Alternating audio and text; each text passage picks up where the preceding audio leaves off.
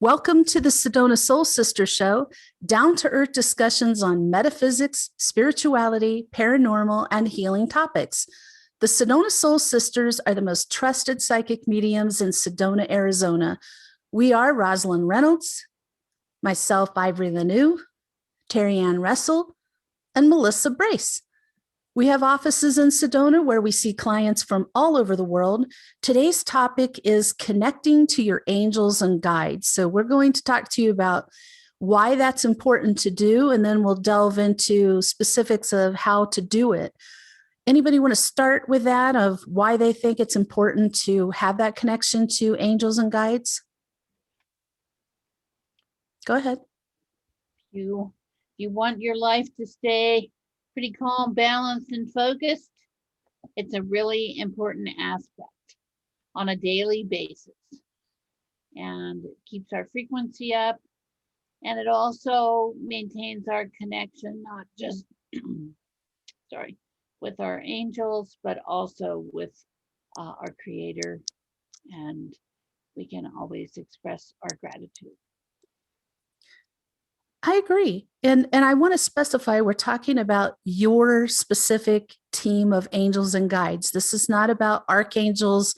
Those are for everybody in the whole world, but these are the angels and guides who are specific to you and guiding you. I've always felt like that is the most important thing for people to connect with, because those angels and guides only have their focus on you. You're their whole project. They are there for you 24/7. Why would you not want to take advantage of that, right? Yeah. And I think, when your life gets so chaotic sometimes, right, you get pulled in so many different directions. I know that I do.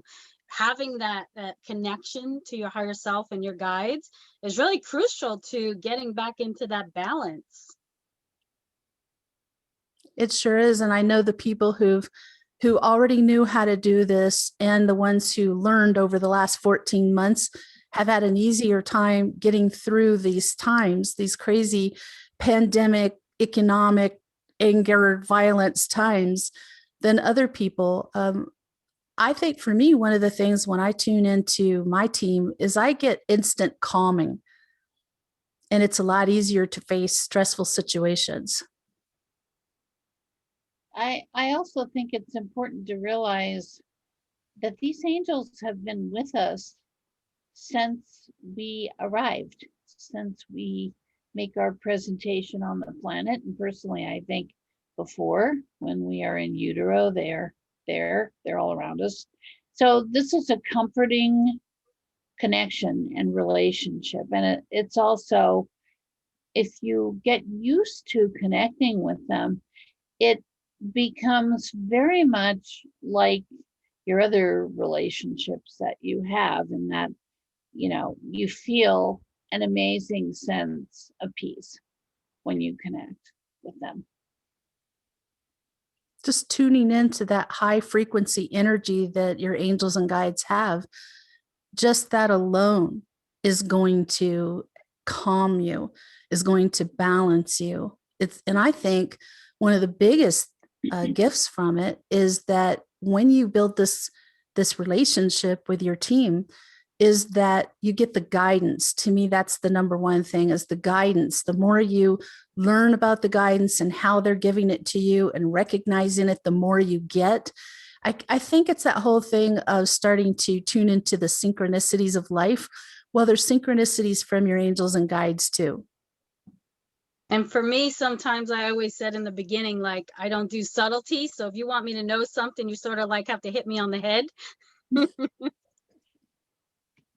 And that's good you asked that. I do think it's hard. I think one of the most difficult things is that people don't notice the signs, and maybe they don't even understand. A lot of people, before I talk to them, don't even understand the different ways that angels and guides can communicate. And so they think, oh, what a weird thing. And the weird thing is, perhaps finding feathers in bizarre places. I've said it before. I'll say it again. When I started asking, I want to get signs from my guardian angel and my master guide, and Now, my master guide would send little white flowers and odd things like these puffs of gray. It was about this big around like a baseball of this gray puff.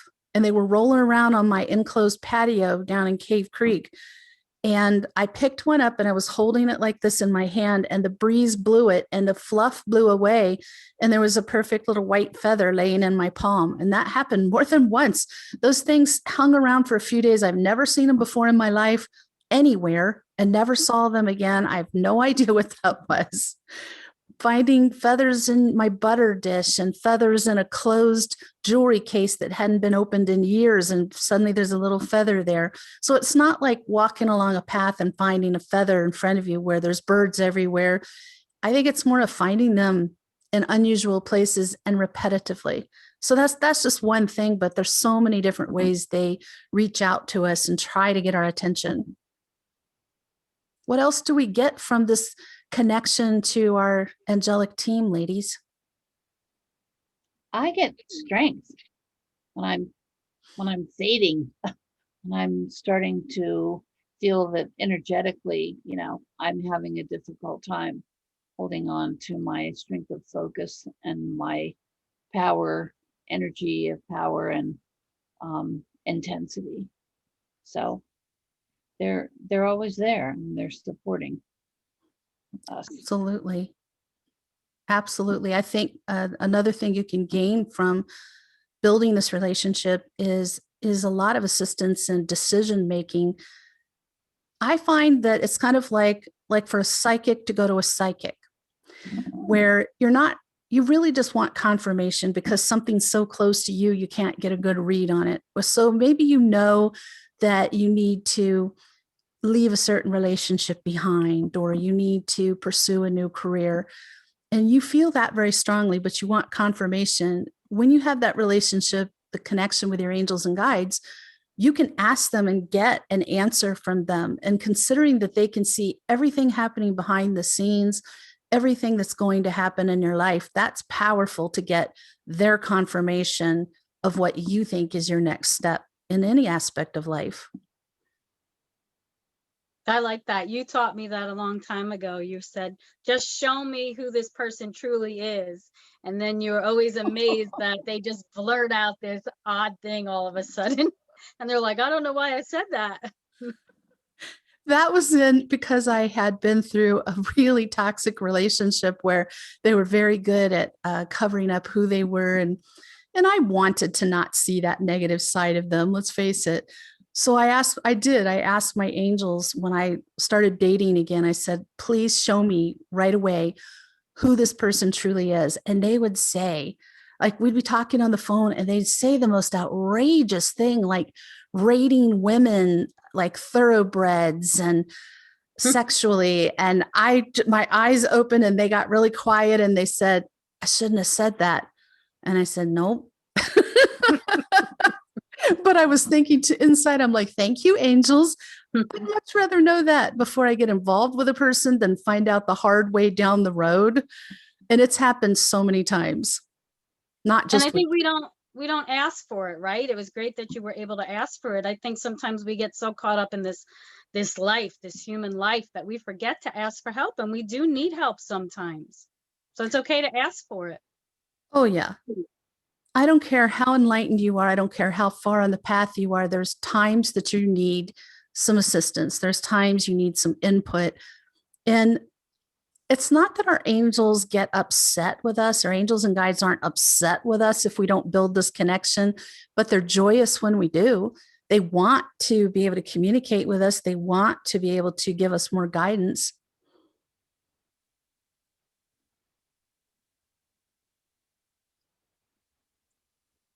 Any other thoughts on why it's important to build this kind of relationship?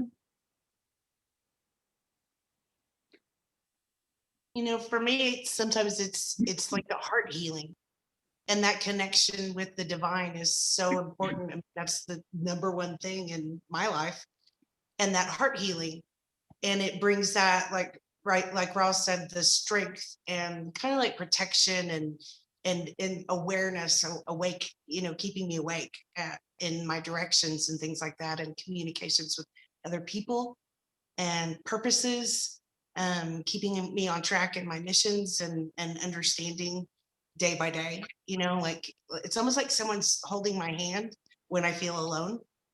And that heart healing, you know, sometimes I just, before I go to sleep or when I'm in the morning, when I'm in the shower, I'll ask for a little bit of help with my heart healing. And it's just like everything expands and my light gets bigger and I'm more balanced and safe and secure and stable. And it's literally like I'm a little girl with, you know, like, you know, loved ones holding my hands. And I just love that feeling. It just makes everything okay. Everything. I'm glad you brought that up, Melissa, because I think that's huge to have confirmation, to understand that you truly can never be alone. It's impossible for you to be alone because they're with you. There's certain angels that are with you every second of your life. So when you start to feel like you're going through some situation alone, oh, it's so hard, to face something. When you just stop and think about it, I'm not alone. I have my angels, and talk to them. All four of us, we talk about this, that we talk to our angels and guides throughout every day. They're very, very real to me. And I've seen them since I was a toddler, probably earlier. I just don't remember, but they've always been a friend to me and people to me, they're people, but I rely on them and I just get their input as I'm going through my day. I talk to them and thank them. And at night that's my special time to just talk directly to them as I'm seeing them and get some confirmation about things that are happening. All of these things are so important. I think when you get all hurried and chaotic, as Terri-ann was mentioning, I mean, you don't necessarily think to take that break of 5 minutes in the middle of your day or whatever and say, okay, I need your energy now. I need your strength now. Can you help me? And you can always feel it immediately. If you're tuned out on that, it brings you right back. Absolutely. And another thing, what Melissa was talking about reminded me, when you're feeling really sad, when you're crying, when you're distraught, I don't have to ask for it anymore, but it's a good thing to ask your angels to just hug you. When you are wrapped in angelic energy, it's instantly calming, instantly peaceful, loving, healing. Wrapped up in that high frequency energy is just amazing. And they're very happy to do that. They don't like to see us suffering for no matter what the reason is. They don't, whether it's emotional, physical, they don't like to see us suffer. So they're wanting to step in. And if you don't learn how to do that, and you're not a natural medium, a lot of mediums have seen angels, and what I call angel people are like mediums born seeing spirit. These are people born seeing angels and guides. You can teach yourself to connect with them. And the place I always start with that is teaching them to feel the presence of their angels. And let's talk about that. Like, what does it feel like to you, ladies, when you feel your angels gather around you? It's beautiful. It's so supporting and loving. I mean, sometimes it even depends on the angel coming in, but it can bring you to tears. I mean, I've been, at my depth of crying hysterically and not wanting to be here. And I would be wrapped in this love, and this peace would come over me. And, you just can't bring that in the middle of being hysterical. And when they surround you, I can't describe it. It's almost like it comes from the inside out, and it surrounds you with this beautiful support system. And it just feels so loving and so caring. Like you can do anything in the world when you have this support and love that you're feeling. That's beautiful. Well worded. I always call that the white light energy blanket.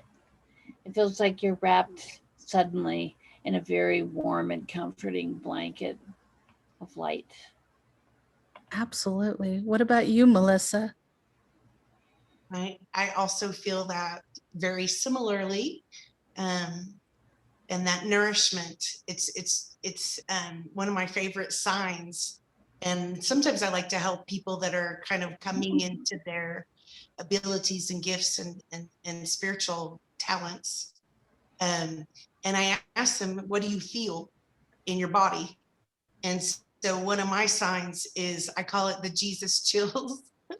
From 30 years, I've called it Jesus chills, because I want to make sure I check myself. And it's almost like a little bit of like goosebumps that goes up and down my spine. And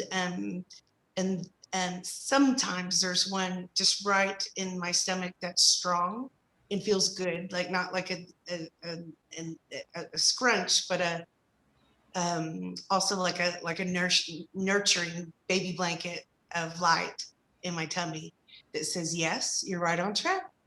And so we might all have different little signs and things like that, but that's kind of inspiring to me sometimes, where I go, okay, which way do I go? How do I do this? And those chills go up and down my spine. And on occasion, I'll see flashes out of the corner of my eye, and I'm like, oh yeah, pure light. And then I check myself with how I feel. And you just can't mistake it. If you do it a few times, you'll get used to recognizing the frequencies of that light of love. And you can't mistake it with, like the TV shows, the paranormals and the lower energies. And sometimes you'll go, oh, that's my main guardian angel, or my particular guardian angel that helps me with relationships or with finances or with, different things. They have different frequencies. And so my favorite is the just little flashes out of the corner of my eye, or the feelings, the little shivers and the little goosebumps that I get sometimes. And I go, oh yeah, okay, there's my best friend right there. For me, it's always been the chills, and they get more powerful depending on the strength of the angel. If it's an archangel, it's crazy high, but like my master guide or guardian angel, when they come in, I get chills head to toe. When all my angels gather around me, or I'm getting ready to do mediumship, or particularly channeling angels. So my angels are there and that person's angels are there. It's so high that I always say the chills on my head are so hard that if I had short hair, my hair would be sticking straight out. And it almost hurts because there's so much of that high frequency energy. And I show them my arms, and you can just see these hard goosebumps all over me. It can be warm. Everybody knows my office runs a little warm, but it can be warm in there, but I'll still get those hard chills. But one thing I've learned in teaching so many people these skills is there's varying ways. You're not necessarily going to feel the touch of angels or their presence the way we do. It could be chills, tingling. You might feel cooler or warmer. And over the last 2 years, there's a lot of people starting to feel an actual touch, a physical touch on their body, which used to be rare. And I don't know what's going on. I guess the thinning of the veils and everything, but they're feeling that touch in varying degrees. And sometimes it's warm or just the gentle pressure. But there's a way that you can practice this that I'm just going to tell you briefly. I have a book coming out soon that goes into great depth on this entire subject of connecting to your angels, but we cannot cover all that in 1 hour. So if you just close your eyes and say some prayers, and ask your angels out loud to gather around you, and ask them as a group to touch your left shoulder and upper arm. And then just, make sure your feet are flat on the floor and your arms, they're uncrossed, your arms are uncrossed, and breathe calmly in through your nose and out through your mouth, just to keep yourself calm and centered.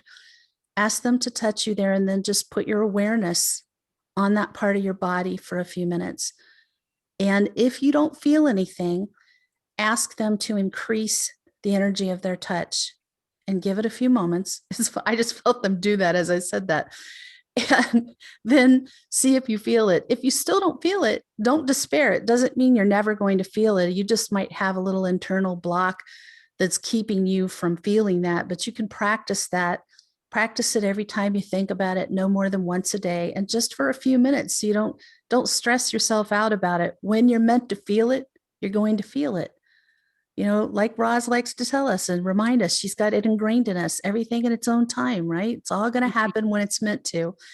And that's true for these kind of skills too. It's kind of like trying to force yourself to be psychic when you're just started developing your skills. You're going to get there, but it takes time and practice.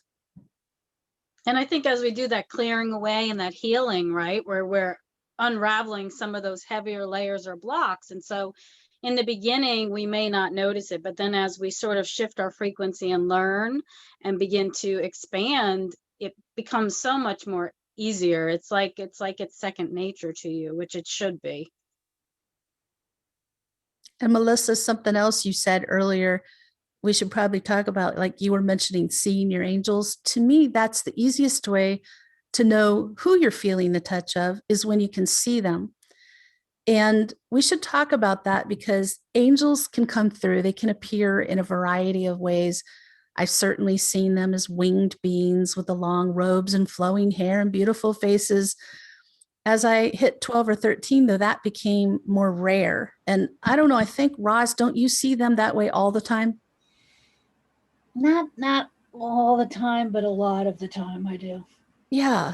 Sometimes I'll just see a light orb. Sometimes there's sort of a vague shape in it. I can tell it's my angels, but I do see them very frequently looking that way.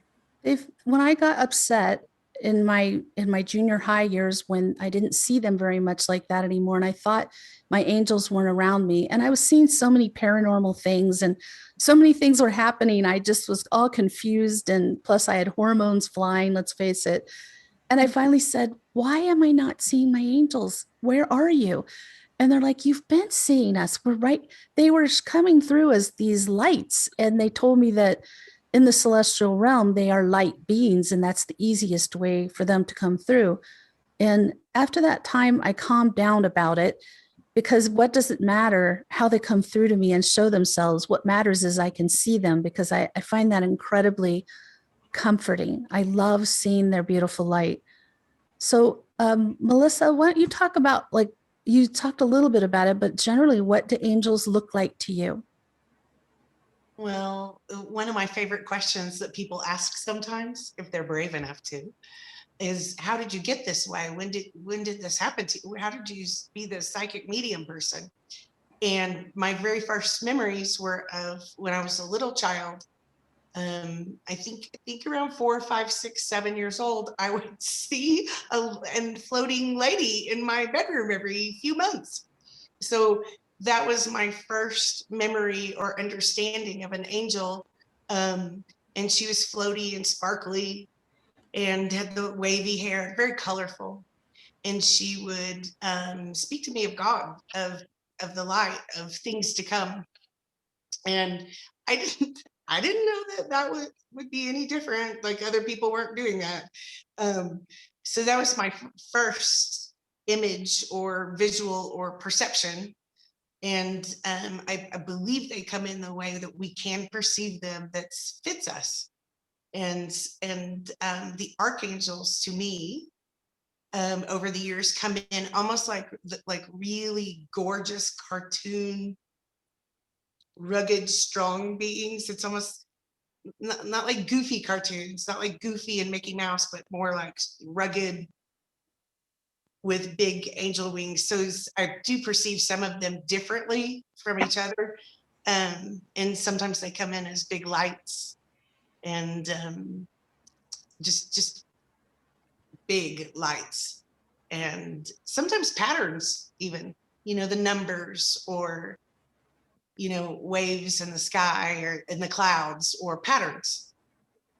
And so those are my favorite explanations about how I perceive them and how I see them. But my favorite is that when I was a little child.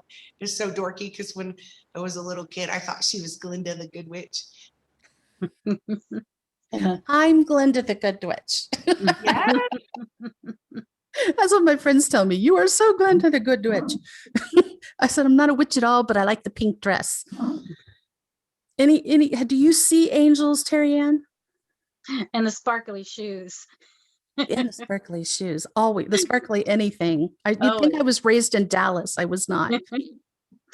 I do. I'm like Melissa. So I had a lot of visions when I was young, but I turned that off as I got older. But now when I do see them, or I feel them a lot, but when I do see them come in, I do see those sparks of light, lots of gold. I always know their presence is there, even though I may not see them. So I have seen full apparitions at times. I think it really depends on what I'm open to at the moment, who it is coming in. There's so many variables, I think, that go around it. But I love when the sparks of light come in and they start dancing in your room. Like, I always feel like it's so, like they're doing a little light show for me. Okay, so you can go and you can rest peacefully now and go to sleep, and you're well protected. I love that. The way that they've been coming in for me since junior high is mostly like they'll come in as this light, kind of like Melissa says, a big light, and they're usually wider than they are tall. And it's not like an orb. I'm going to make that very clear for you paranormal followers. It's not like an orb. They're not perfectly round and they don't have a distinct edge, but the light has depth and movement to it. And so there's usually a mix of colors, even if you'd say they're blue. Really, there's like shades of blue or even slightly like blue and green mixed together. Sometimes they have iridescence to them. Sometimes I see like a nucleus of light or rays emanating from the center of their light.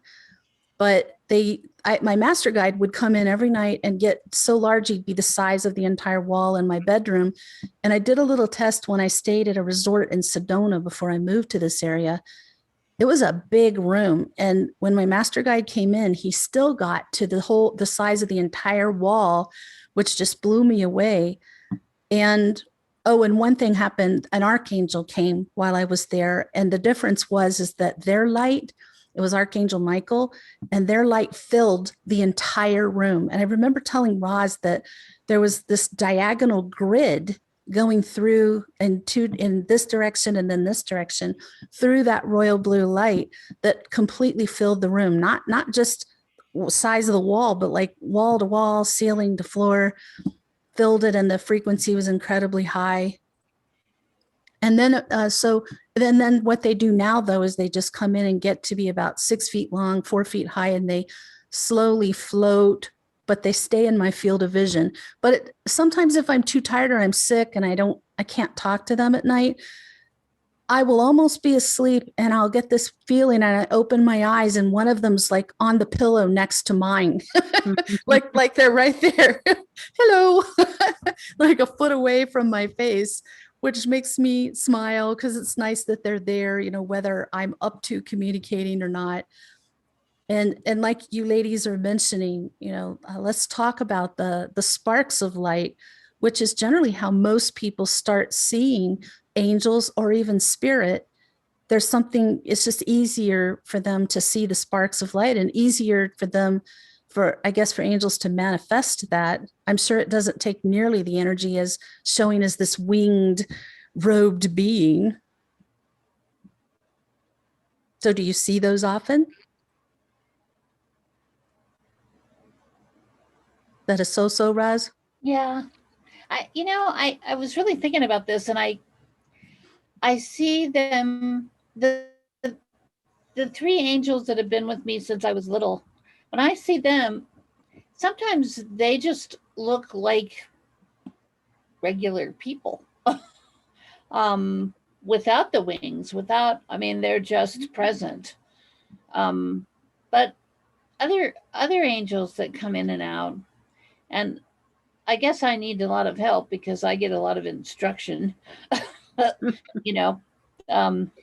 I'm in one of my, show me what I need to see modes, that's when I a lot of times will see them, in a very angelic presence with the wings, and the light that comes off of them is staggering. I mean, we all experience that, but I've seen them more actually in the last year since this pandemic. Oh yeah. I really feel like I was talking to so many people, and encountering so many people, not even, in the office, but just encountering people in the grocery store, in different locations. And of course, everyone had their mask and all that. But you could look at people and see that, in their eyes, that it just was very difficult.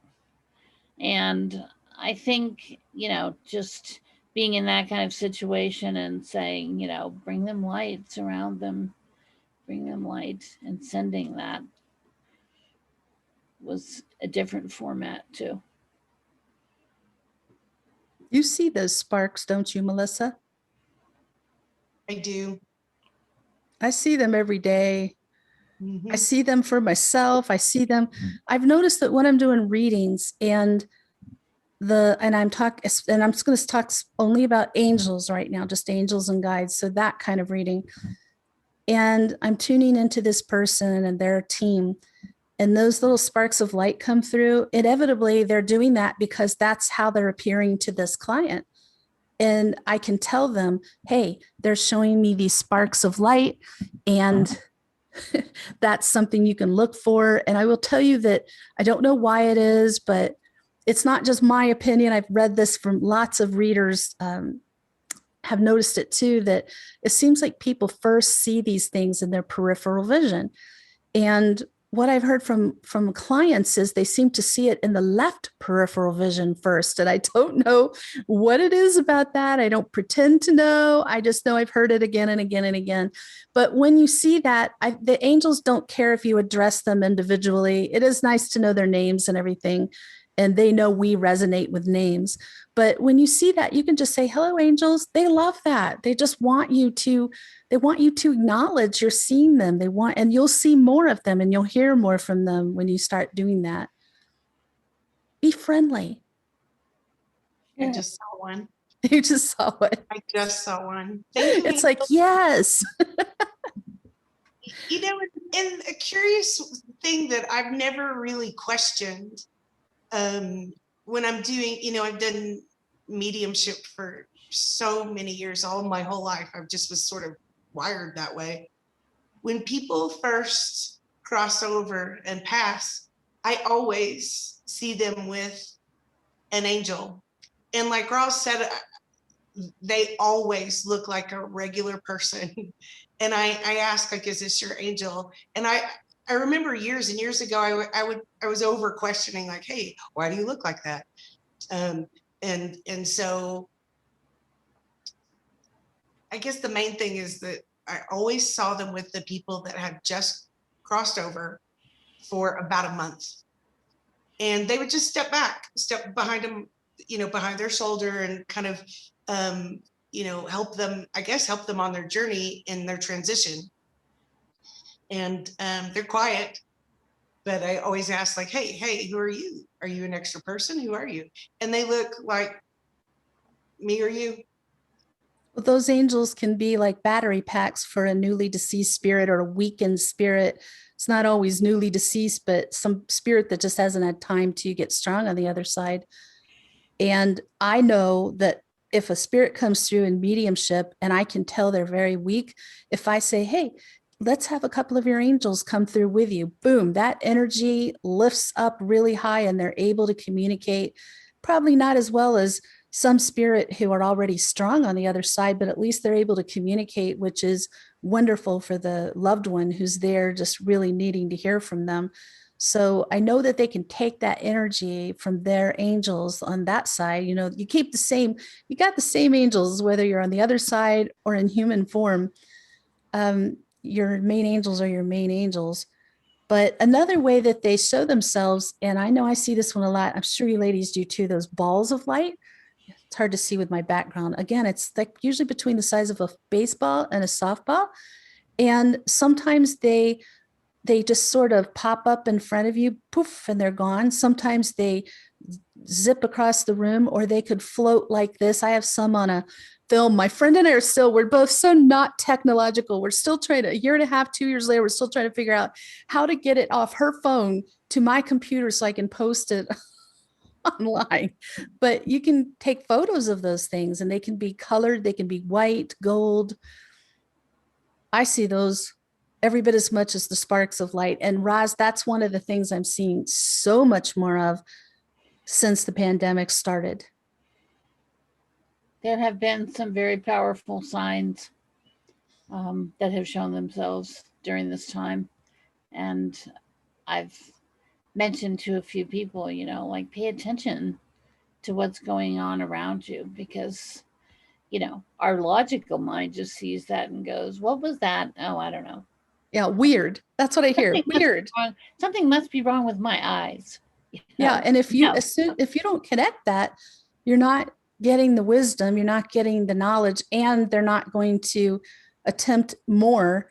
Like, whereas if you start really paying attention, I like to tell people, when you think something's happening, turn off your TV, turn off your phone, put your phone down, eliminate distractions, and tune in for a few minutes and see what's going on. Because usually they're trying to tell you something, they're trying to show you something, or just let you feel something. There's a reason this is happening. And I wanted to take just a minute to talk about, just quickly, how you can practice seeing your angels. This one can take a little more time. It's kind of like, some people can hear them better right away, some can see them better, some can feel them better right away, and other things take a while. And some people take a while to do any of this, and it's all okay. Don't compare yourself to anybody else, because it's such an individual journey. But when you go to bed at night, this is my tried and true method that eventually will work for you. Go to bed and turn off your light and keep your eyes open and just look into a dark place in your room and relax your vision. And again, breathe in, really relax, in through your nose, out through your mouth. Just almost get to the point where your eyes cross. And one thing I like to remind people of, if you're old enough, you'll remember it. I'm dating myself now. Those pictures that were made up of dots, that if you stare at them and you relax your vision, a 3D picture pops out.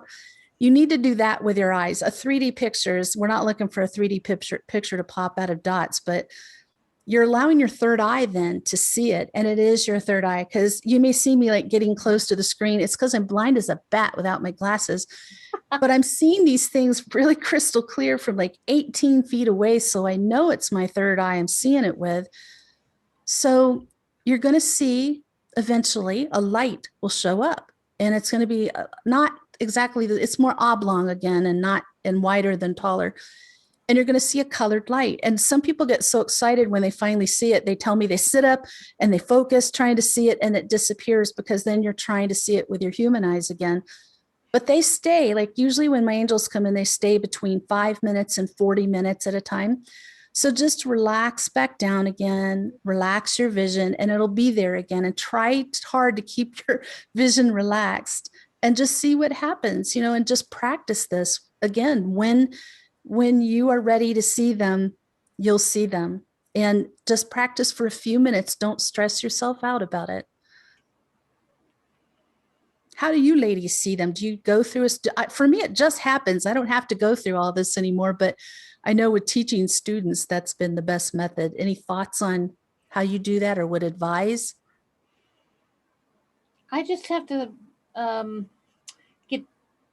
get into my calm and balance mode, really.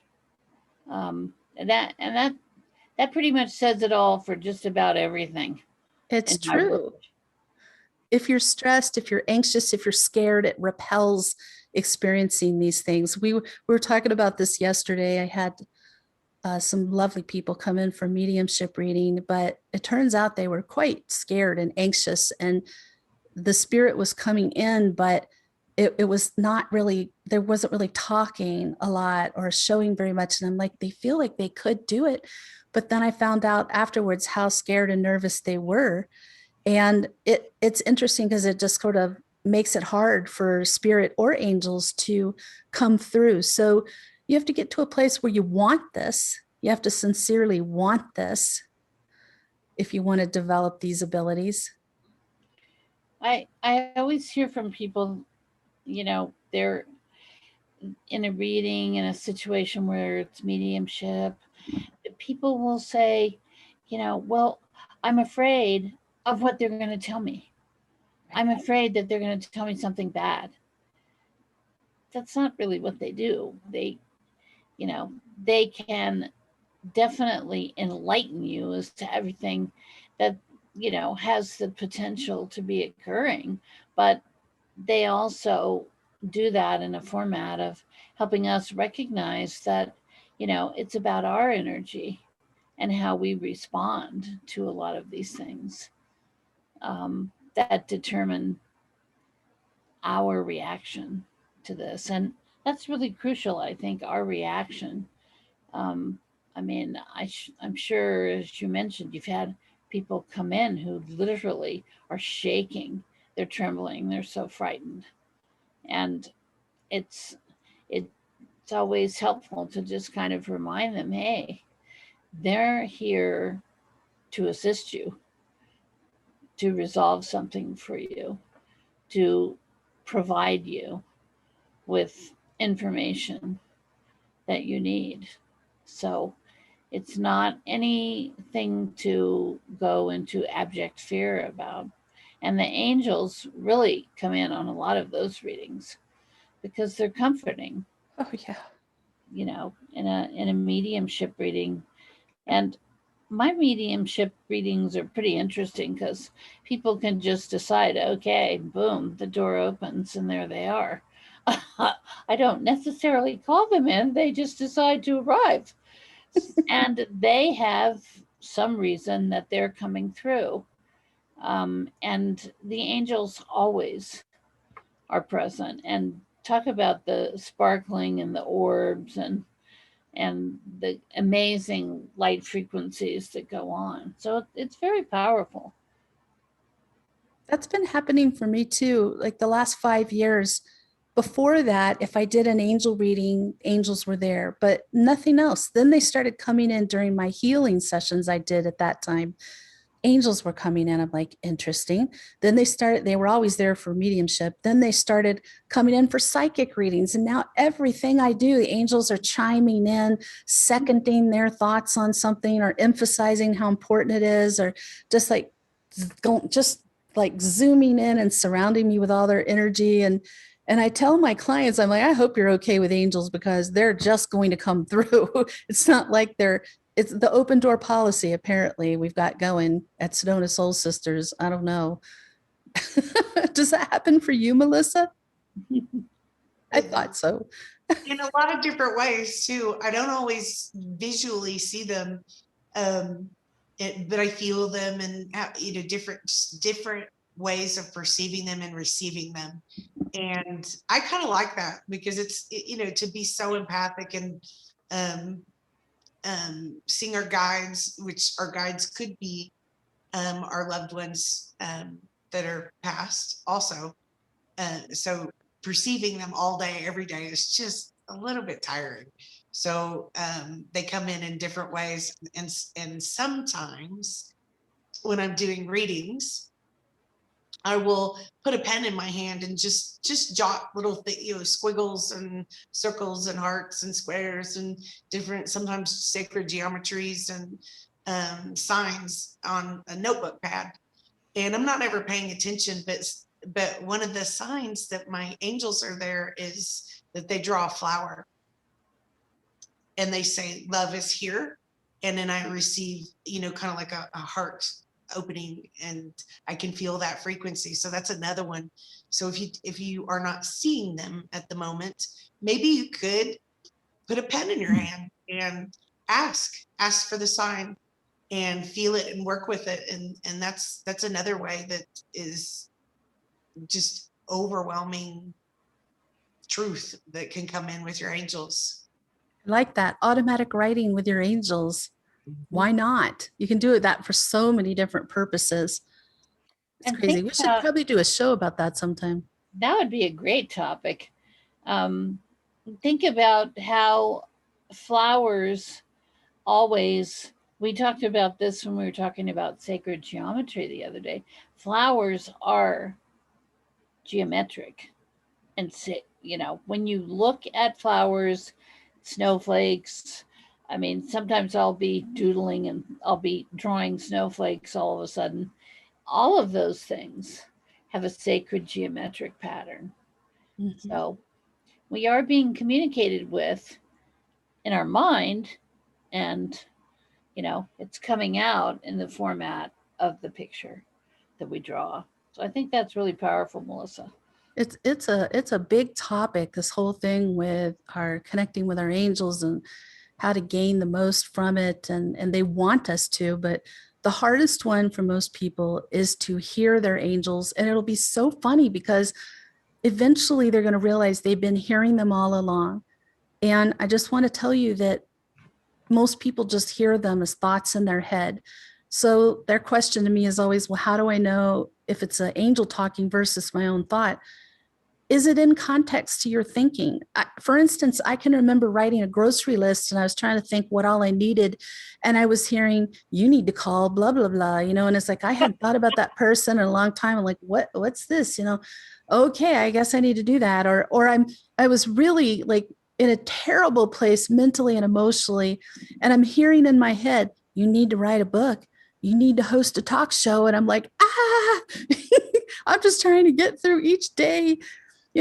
So if it's not in your context of thinking, and that's not to say that messages cannot be in your context, but is it words you would generally use? Is it something you would generally even think of? I've gotten messages that just so astound me. I'm like, what? You want me to do what? One of them was standing in the grocery store line, and I'm not very outgoing when I don't know people well. I'm kind of shy.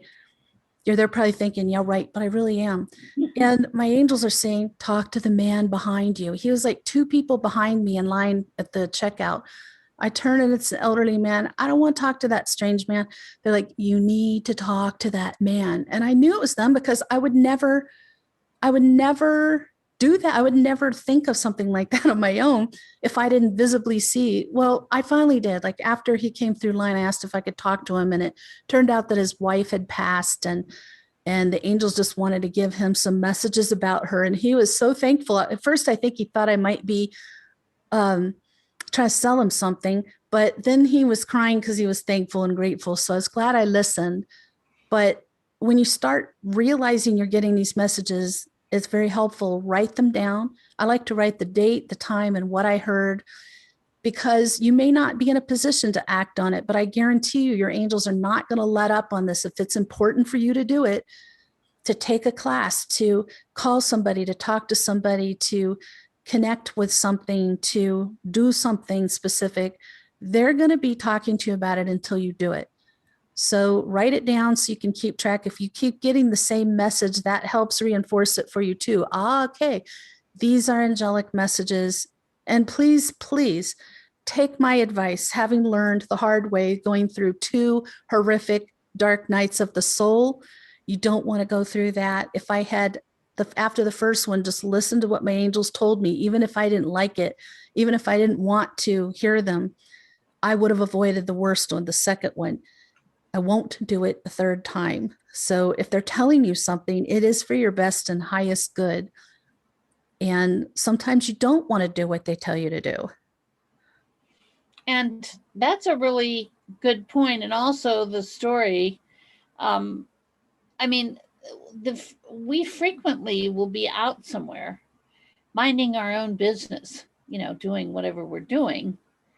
And we are being what I call nagged to take action in a situation. Um, we don't really seek that out. That's not what we're doing when we're in the grocery store. But I have certainly found that when I'm being compelled and nagged, I'm sorry, but that's nagging. And they're pushing for you to take action because it's action that needs to happen, not for me, not for us, but for the person who we are being shown. And so I just got to the point where I would say, okay, facilitate. You guys, you handle this. And I would barely get that energetic thought out, and the person would come right over to me, like, and then you really acknowledge to yourself, okay, this is a duty. I mean, this is a purpose. I'm being sent to do this, so I need to address this. And I think when you feel that way, for those of you who are listening, really pay attention to that. If you're hearing this, if you're really hearing this story that Ivory's telling, it's really important to realize that you've been kind of picked to do that. And it is a purpose. So give that some thought. If you genuinely can't do what they're directing you to do, what I finally did, because I was literally just too beaten down at that time to take on those enterprises, but I just said, listen, I know you don't understand illness, you don't understand emotional things, but I'm telling you, I'm in no condition to do this, but I will when I heal. And I did. That's the book that I mentioned earlier. That is the book they started pushing me to write when I was in no way, shape, or form ready to do it. The talk show is finally starting too, that they wanted me to do about angels, but it took me time to get it there. But once I told them, hey, I will do it, I literally can't do it now. They started backing off. They didn't stop, but they backed off. And I just think it's so important, like the whole thing, if you want to hear your angels, be prepared to follow their guidance. Because again, they do know what's coming down the road for you. They do know the truth of people and situations, and they see things you can't see. That's why they're telling you. Any thoughts on that, Melissa? Absolutely. Yeah. One of my favorite ones, I mean, there are many times, and I'm very stubborn. I know you don't know this, but I'm very stubborn. And so sometimes they have to, Terri-ann said it earlier, almost like smack me in the face with a few things. And really tell me several times, like turn left at the light, or wake up early tomorrow, or stand up, get out of here, those kind of things. But one of my favorite stories is, this is so bizarre. This was years ago when I was going through my hypnotherapy class. So I was in my training, in my school and training, and I was I was forcing everyone that I knew to be the practice person. So I was doing hypnosis with anyone that would say yes. So I was with a family member, and she was really quite quick, like fun to hypnotize. And I hadn't been listening to my angels all that much. And she went into her hypnosis. We're going to do a past life regression. And she goes, wait. So she's got her eyes closed. She's deep in hypnosis. And she goes, wait, there's a guy here to talk to you. And he says you need to do this, this, and this. And in 3 days, your life will change. And I was like, hold on here. Who are you talking to? Like, where, like I thought, great, I lost her in hypnosis. What's going on?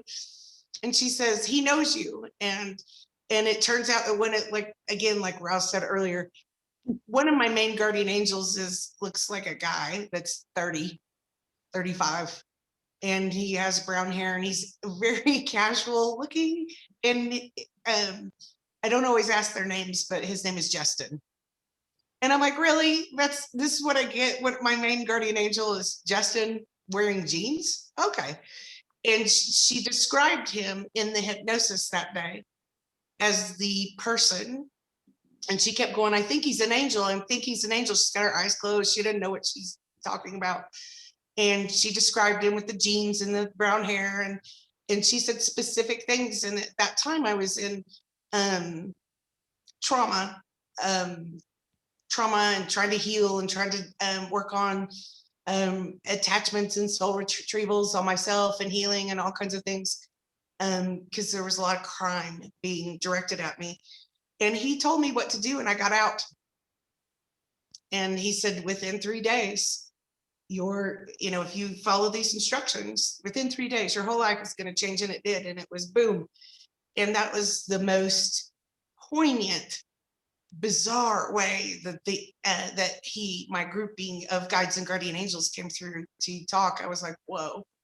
And I'm forever grateful, and learned to listen a little bit more instead of being a little bit more stubborn, There's Learn- so many stories, and I have to write a second book because one of my good friends has like gone through this incredible experience where she was not believing in God, not believing in angels, and through our talking, she is hearing them. She is getting all these signs. They are leading her forward. Like her life is transformed in the last year and a half. Like it is just nuts. And she tells me all the time, "You're not going to believe this. Wait a minute. Yes, you will." And she tells me, so it can be life transforming to tap into this. And I hope that you'll try some of these exercises we talked about and work on your skills with that. And if you have any questions, remember, you can always email them to us. That address is in the show description, and we'll be happy to answer your questions anytime. So you've been watching the Sedona Soul Sisters show. If you'd like more information about us or our services, please visit our website, sedonasoulsisters.com.